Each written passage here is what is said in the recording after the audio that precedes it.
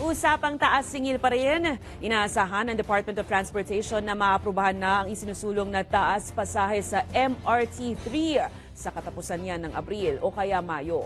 Matatanda ang Disyembre ng nakaraang taon nang sabihin ni Transport Assistant Secretary for Railways Georgette Aquino na inaasahang maaprubahan ang kanilang petisyon ngayong Marso. Pero dumaraan pa ito sa pagsusuri ng ahensya. Humihirit ng karagdagang singil sa pasahe ang pamunuan ng MRT Line 3 na mahigit 2 pesos para sa boarding fee at 21 centavos naman na dagdag sa kada kilometro. Ibig sabihin kung maaprubahan, magiging 16 pesos na ang minimum fare mula sa kasalukuyang 13 pesos. Yes, so kasi lahat nagtaas na, no? Ang kuryente, lahat. So sobrang napag-iwanan na rin ang fare ng railways, no? In fact, kahit na maaprubahan ang aming proposal, magiging mababa pa rin tayo actually kesa sa mga aircon buses.